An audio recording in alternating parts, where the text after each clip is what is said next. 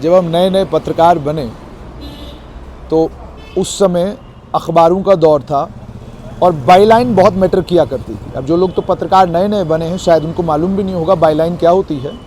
अखबार में जब आपकी खबर आती है, उस खबर के ऊपर हेडलाइन के नीचे आपका जो नाम होता है, जिससे पहचान होती है कि ये खबर आपने लिखी है, उसे बाईलाइन कहते हैं।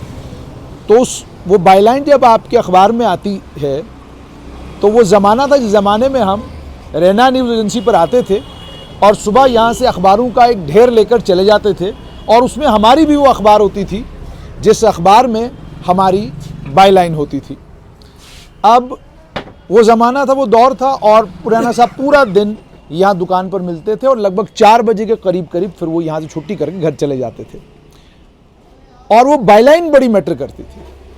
लेकिन अब पिछले कोविड-19 के बाद मैं रैना न्यूज़ एजेंसी पर लगभग लगातार आता हूँ और यहाँ एक और बड़े पत्रकार आया करते थे, उनका स्वर्गवास पिछले दिन हुआ, आज से कुछ टाइम पहले हुआ, अशोक पहलवान, और राइटर्स के साथ वो जुड़े हुए थे। उसके बाद वो एक निजी वेब पोर्टल के साथ काम करते थे, उनसे भी यहीं पे मुलाकात होती थी और कश्मीर के बहुत बड़े बड़े पत्रकार, कार्टूनिस्ट सब आपको रैना न्यूज़ एजेंसी पर मिलते और यहाँ पर तमाम मैगज़ीन जितनी देश में छपती हैं वो भी आपको मिलती।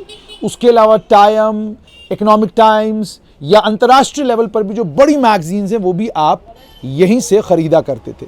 टाइम्स ऑफ इंडिया यहीं से, हिंदुस्तान टाइम्स यहीं से और फ्रंटलाइन यहीं से। ये तमाम मैगज़ीनें उस समय बड़े शौक़ से लोग ख़रीदा करते थे।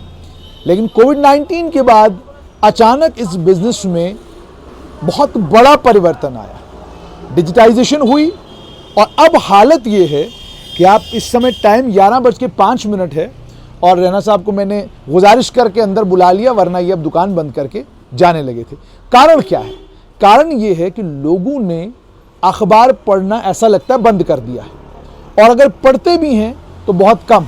ज़्यादातर लोग लगता है कि या तो ऐप पर स्विच हो गए हैं या सोशल मीडिया के ज़रिए उनको खबर मिल रही है, इसलिए वो अखबार नहीं पढ़ रहे हैं। मगर जो अखबार नहीं पढ़ रहा है वो अपना बहुत बड़ा नुकसान कर रहा है। आज भी अखबार के ज़रिए ही आपको ये पता चलता है कि देश की सोच और समझ किस तरफ जा रही है। और रैना साहब का जहाँ तक ताल्लुक़ है, ये इस जगह पर 1947 से लेकर आज 2024 है। आप खुद अंदाज़ा लगाइए कि जितने साल हमें आज़ाद हुए हैं, हमारे देश को आज़ाद हुए हैं, उतने साल से रैना साहब और इनका परिवार जो है लगातार इस अखबारों की दुनिया के साथ जुड़ा हुआ है। रैना साहब, मुझे एक चीज़ बताइएगा कि आज 11 बजे ही छुट्टी? काम ही नहीं है, इसलिए हम जल्दी चले जाते हैं। हम सवेरे 4 बजे आते हैं, डिस्ट्रीब्यूशन करते हैं, उसके बाद कस्टमर होता नहीं है सवेरे 6 बजे के बाद, इसलिए यहाँ बैठ के क्या करेंगे, घर चले जाते हैं। अच्छा, तो रैना साहब मुझे ये बताइएगा कि आपके दादाजी थे या आपके पिता? हमारे दादाजी, मैं तीसरी पीढ़ी हूँ, ये बस लास्ट पीढ़ी है हमारी। बाकी बच्चे हमारे नौकरी कर रहे हैं बाहर बॉम्बे में। अच्छा, यानी आपकी पीढ़ी में से अब इस अखबार के और इस मैगजीन के बिजनेस के साथ कोई नहीं जुड़ा है, क्योंकि अखबार के बिजनेस में फ़ायदा कोई नहीं है। नौकरी करके आदमी अच्छा कमा लेता है। अच्छा, यानी आप परिवर्तन तो देख रहे थे, पर कोविड-19 के बाद बहुत ज़्यादा हो गया। कोविड-19 के बाद तो टोटली ख़त्म हो गया बिजनेस, अखबार बिजनेस, मैगजीन, न्यूज़पेपर, ये तो टोटली ख़त्म हो गए। तो मुझे बताइएगा, मुझे अच्छे से याद है मैं आपके पास आता था, टाइम आती थी, इकोनॉमिक टाइम्स आता था, माफ़ कीजिएगा, एक उसके अलावा बहुत सारी इकोनॉमिस्ट आपके पास आती थी, फ्रंटलाइन, ये सब लोग बड़े शौक से लिया करते थे। अब भी लोग आते हैं? अब तो कोई नाम ही नहीं लेता है इनका, क्योंकि ये एक तो मैगजीनों की कीमत बहुत हो गई है, दूसरा लोग अफोर्ड नहीं कर सकते हैं, इस वक्त लेता ही कोई नहीं है। उस वक्त हमारे पास टाइम कम से कम 100 कापी आती थी, आज की डेट में 5 कापी भी नहीं आ रही है। टाइम इकोनॉमिक्स हमारे पास 30 कापी आती थी, आज की डेट में 2 कापी आ रही है टोटल, लेता ही कोई नहीं है। तो फ्रंट लाइन की क्या पोजीशन है? फ्रंट लाइन अभी है, फिर भी 150 कापी आ रही है अभी। अच्छा, तो एक ज़माना जब पीक पर था तो कितनी कॉपी? हमारे 500 कापी आती थी उस वक्त। और इंडिया टुडे का भी बड़ा नाम था, 4-5 हज़ार कापी आती थी, आउटलुक 3000 कापी आती है। आज की डेट में तो ना आने के बराबर है, 300 कापी आती है, वो तो कुछ भी नहीं होगी, उससे तो हमारा गुजारा भी नहीं हो पाता। तो क्या ये डिजिटाइजेशन की वजह से है या लोगों ने किताब पढ़ना छोड़ दिया? लोगों ने किताब पढ़ना ही छोड़ दिया है, क्योंकि वो कहते हैं जो कुछ हमें चाहिए टॉपिक अपना मोबाइल में आ जाता है, गूगल में आ जाता है, तो फ़ायदा कोई नहीं है।